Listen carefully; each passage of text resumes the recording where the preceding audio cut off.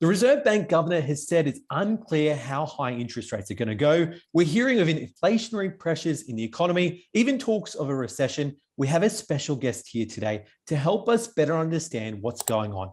Martin North is an Australian-based analyst specializing in the financial services industry. He's principal at Digital Finance Analytics. Martin, welcome to the show. Great to be with you, and thanks very much for the opportunity.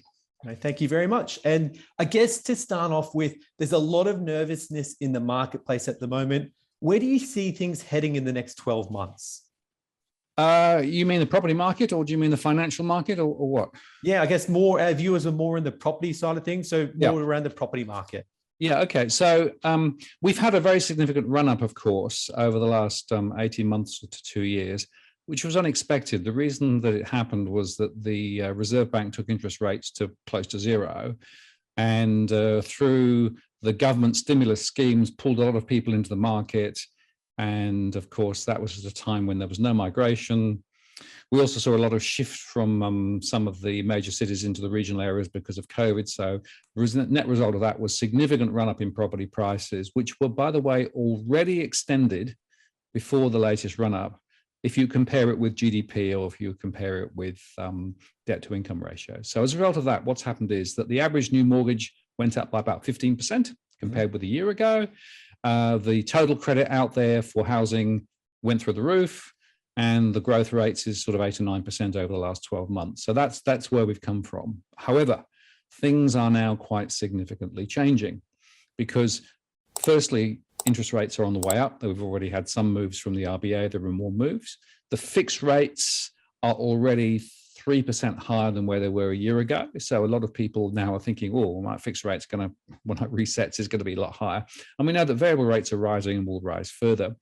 And Phil Lowe the other day said that, it might be 2.5% cash rate as a terminal rate. I think that might be understating. It might be higher than that. But the bottom line is mortgage rates are going up. And they're going up at a time when the overall consumer confidence levels are falling, thanks, of course, to the inflation question and the broader question in the economy. And so what we're starting to see now is house prices beginning to come off their tops. Unit prices already started falling quite significant in a number of areas. In fact, in some areas, they never really sort of accelerated away, but it's been standalone houses that have really been the star performers. But that's beginning to turn now. So the question really becomes one of how far are they going to turn? How quickly are they going to go down? And that seems to me to be a function of three things. Firstly, what the Reserve Bank's going to do with interest rates. Secondly, the question of migration. So will migration be very strong and therefore create more demand? And then the third is overall confidence levels in the overall economy. There's a risk we could see a recession ahead, and that would obviously be dampening. So I think anybody who thinks that house prices are going to perform like they've done over the last 18 months, 2 years, next 2 years, are completely kidding themselves. It's more a question, is it sideways or is it down? Definitely. And we saw, I guess you had some previous research before the rate rises where you had 42% of households were in mortgage stress on a cash flow basis. So what does that mean? We've seen a 0.25% increase last month. This month, a 0.5% rate increase. Potentially next month is looking like another 4 rate rises potentially for the rest of the year, getting us to that 2% sort of a cash rate. What do you see that meaning for households where I think your previous research was suggesting there's already some mortgage stress on a cash flow basis? Where do you see that really pushing the consumers with all these rate hikes?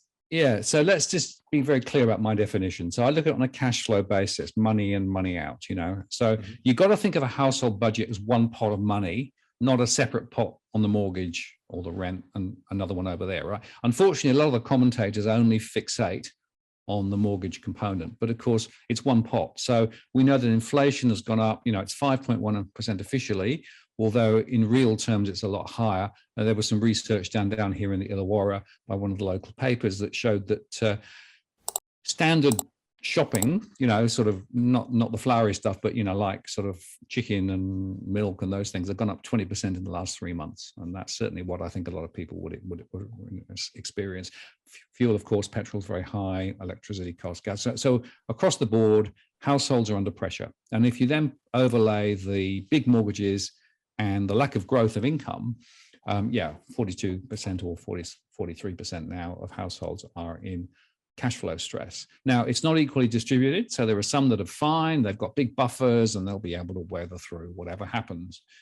There's another third of households who are really up against it now, and they're already struggling. They're cutting back. They're already raiding savings, putting more on credit cards, using buy now, pay later to try and get by. And there's this other chunk in the middle, the other 30%, that essentially are just about okay now, but could quite easily tip over into more difficulty ahead, particularly if rates rise. So just to give you a rough feel, every time rates got 1%, that's a 15% increase in the average monthly mortgage repayment over a 30-year period, right? So these are really big moves, right? And we probably could be seeing mortgage rates going up another 1 or 2% from this point.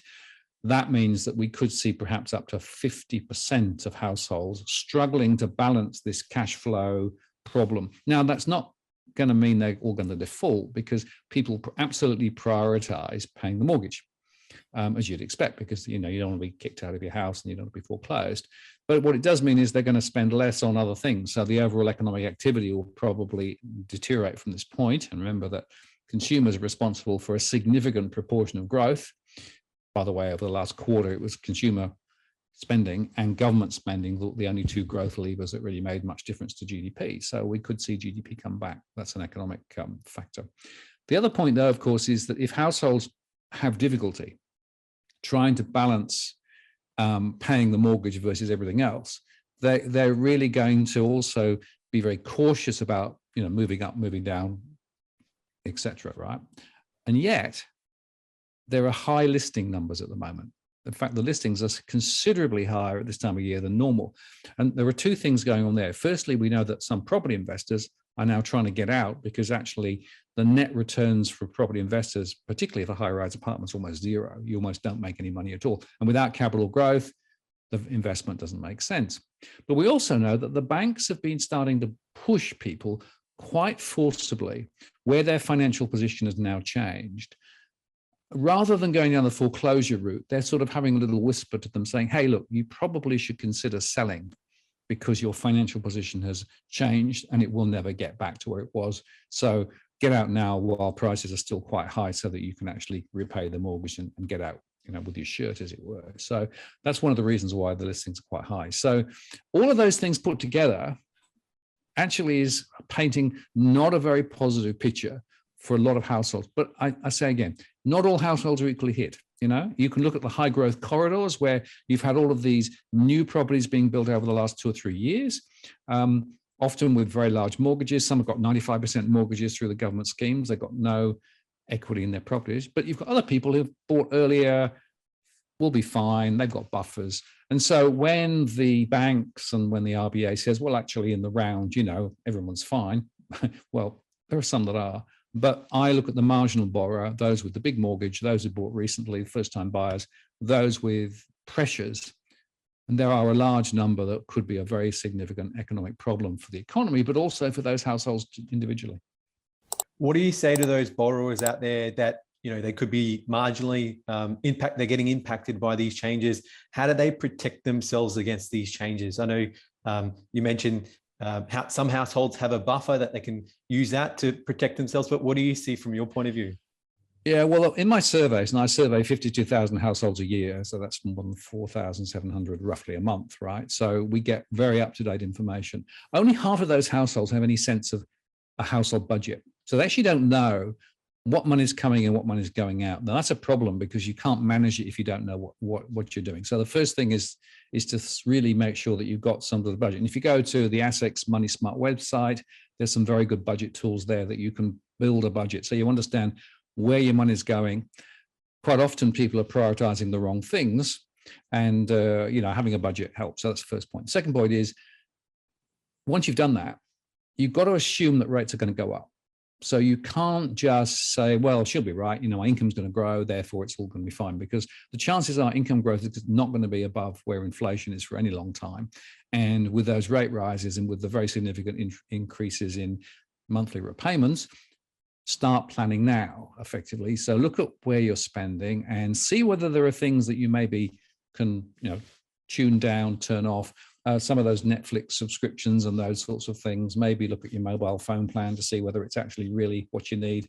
And also check to see what your current mortgage rate is, because it still astonishes me that a lot of people still have mortgage rates that are significantly above the best in the market. And yet people don't seem to know about it, right? Maybe they don't know what the mortgage rate is, so know what your mortgage rate is, but then go to the comparison sites or speak to a mortgage broker and see what you can do, because there are still some very good mortgage rates out there.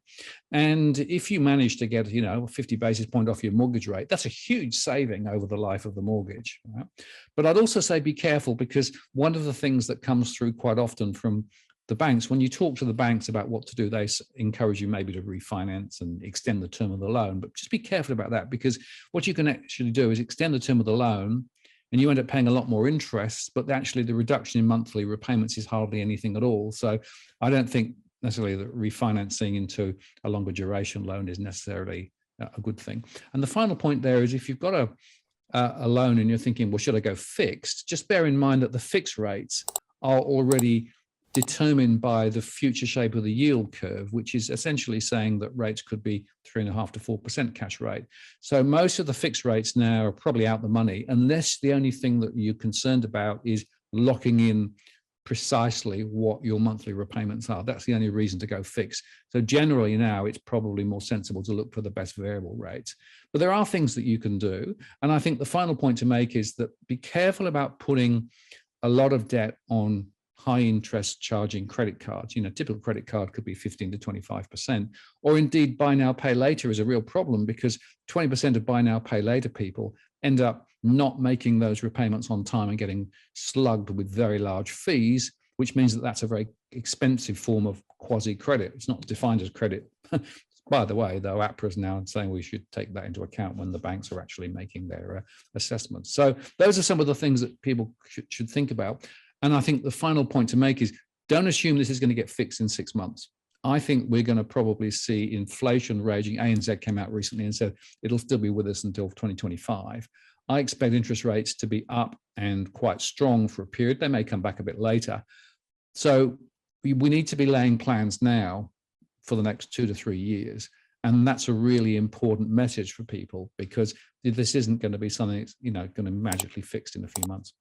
Definitely. I think some really good points in there. We work with a lot of home buyers at the moment that are reviewing their mortgages, and we're finding, there's about 1% to 0.5% that we can shave off that and keeping the same term. So it amazes me that people don't take this seriously. I always say to people, every 6 months or 12 months, you should be checking your mortgage rate and make sure that you've got the very best rate you can get, because it makes such a huge financial difference to you. Definitely, 100%. Now, there was a few things in there that I wanted to touch on. I guess the percentage of banks lending to persons and how that influences the RBA and also the market. And to add to that point, you mentioned ANZ's forecasting and what they're seeing. We also saw last week where the CBA came out and said they're not thinking rates will stay as high for long as what the RBA is sort of predicting. They said, I think they said the official cash rate would get to 2.1 this year, then 2.35 next year. And then mid next year, CommBank was actually saying that they're forecasting rate cuts. So I guess, how does the percentage of banks lending to persons influence the RBA and the market? And also where we're getting the RBA getting called out by the banks. We also saw that last year where the RBA was saying no rate movements till 2024. The banks called them out. So what's your view on that? Yeah, so the RBA last November said nothing until 2024, though Phil Lowe now has retold history. So, well, I said subject to, assuming the market and the economy works the way we think it's going to work, and then it didn't. So he sort of tried to manufacture a get out of jail card. But no, a lot of people were misled by that statement. And of course, at the same time, politicians were encouraging people to go in and buy because rates were really low, etc. So there was a huge thrust from all sorts of corners to say perfect time to buy in property. And of course, people had seen the prices rise. So of course, people thought that was going to be continuing. So that's the first point. Second point is they've now changed the RBA. Now the RBA is saying, 2.5 or thereabouts probably. How long those rates stay up is a question of the function of where inflation goes and how long it stays with us, right? And of course, a lot of people were arguing that inflation was transitory. right? In other words, it's going to be short-lived and then die away again. I think that's pretty much gone. If you look at the statistics on inflation, it's on services as well as goods. It's very much embedded. We've now got, of course, the low wage award, which is going to actually add more inflationary pressure to the situation too. We're going to see more wage rise claims ahead. I think inflation is going to be with us for 2 or 3 years. Now, the RBA basically said, again, Phil Lowe made a recent interview on 7:30, and it was quite interesting because he said, look, we don't target house prices, and we do recognize that some marginal borrowers are going to have difficulty. And that reflects also what Ian Macfarlane, ex-RBA governor, said a couple of weeks ago in the AFR, that the RBA won't be taking account of marginal borrowers. In other words, some people are going to get crushed by these rate rises. Question is, how high will they go and how long will they stay? Now, the banks, of course, a lot of them are saying, not very long, not very high. Actually, some of those bank economists are now beginning to steer in a slightly different course. But just ask yourself this question: what would the banks want to be telling everybody? The banks would want to be telling everybody that this is not a big problem, everybody's fine, and rates will come back down soon, because they don't want to turn off mortgage borrowing. Mortgage borrowing is the only thing that our banks mainly do. 65% of all borrowing is for mortgages, right? Yeah. So the last thing they want to do is to discourage anybody from essentially getting a mortgage. So I have a question as to whether those economists really can tell us the truth, right? Now, some of the more independent economists are actually perhaps more willing to recognize that interest rates probably will need to go higher. And by the way, there is a bit of classic economic theory that says if you want to quash inflation, you need an interest rate that's higher than the inflation rate. Now, with inflation at already 5.1 and non-discretionary inflation at 6.6% at the moment, that would suggest that we'd be seeing a pretty strong, rise. The markets are saying 4% or thereabouts, or 4.2% thereabouts in the next 18 months or so, and then maybe coming down a bit later. So I think that's probably a middle of the road sort of trajectory. But I'll be interesting to see whether the bank economists start changing their views. Westpac's now increased their expectation in terms of where rates are going to go and how long it'll take to play out. But there will be a point when, in fact, inflation, like it or not, is going to still be with us, but perhaps beginning to turn down a bit. And again, Lowe earlier in the week said, look, remember that they measure inflation as the rate of change of things, right? So if oil stays high but no higher, inflation will go to zero for oil, right? But think about that from the point of view of individual households. They're still now paying that much bigger amount than they were previously for the petrol that they get from the Bowser. So in a way, there's a natural sort of flattening of inflation unless the rate of change continues to go in the wrong direction. So that doesn't help households. So households' budgets are going to be under pressure. And I think they're going to be under pressure for a number of years now. Definitely.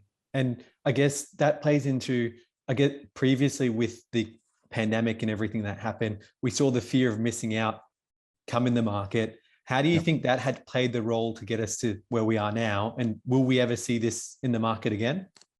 Yeah, well, of course, if you talk to the bulls, the property bulls, they would say property is double every 7 years religiously, right?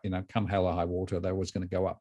And yeah, sure, the last 30 years, we have seen prices very strong. But you got to understand the price of that, right? The first price is that the average mortgage is a lot bigger than it was. The average debt to income ratio is 6, 7, 8, 9 times for people, whereas it used to be 2 or 3 times, right? So people are much more leveraged, right? And the other one, of course, is that rates came down dramatically. That gave more borrowing power. The banks loosened their lending standards, and the Royal Commission showed us some of that, but they're still very loose. And interestingly, APRA came out and said, well, you now need to take account of buy now, pay later and HEX debt when you actually make your assessments. I was really surprised that banks would ask that question, right? Surely you should be looking at the holistic budget of the household rather than ignoring those things. But anyway, well, we won't go there. But yeah, banks were very, very loose. I think you got to understand that that was also created by deregulation of the financial system, which happened in the 80s and the 90s too. So all of that's come together. I think that we're now in a new phase. And I think that with interest rates probably going up and coming down, and the question is, will they come down further than they were, or will they actually just, not come down. I'm not sure exactly, but I don't think the growth in property values that we've seen in recent times will perpetuate. I think we're going to have a new era where prices may go a little sideways, maybe a little up, little down. And it's interesting that Jerome Powell, in the press conference that just happened in the US overnight, they lifted the base rate there by 0.75%. He said, we have to think about a new era for property where it begins to normalize back to a more balanced level between supply and demand and the less price growth. Interesting that they're now seeing that they've got to tackle that in the US. So I wouldn't be surprised to see prices of property in Australia leveling off, maybe falling, maybe going down and then coming up a little, but nothing like the growth rates, which was completely artificially created over the last 2 years. And I think in retrospect, what we will recognize is that those stimulus measures that were taken were way over top for what actually happened. And we've ended up with a property market that's actually quite unstable at the moment. And of course, on the national basis, if you look at the BI statistics, we're behind Switzerland, the most indebted nation in terms of property, 10 trillion value. And if you look at that 10 trillion relative to GDP, well, actually, we're worse now than where Japan was before they had their major crash. So the risk I see is more to the downside than the upside from here. Definitely. Well, thank you very much for your time, Martin. Where can we find you if our viewers want to see more information on what you've got to say about the economy and where things are heading? Well, I make daily shows on my YouTube channel called Walk the World, and you can always go there. We do some live shows and some recorded shows. And my blog is at digitalfinanceanalytics.com. And there I also post daily and share some of the data. And I'm also on Twitter at DFA Analyst. Thank you so much for your time, Martin. Enjoyed speaking with you. Thank you. Thank you.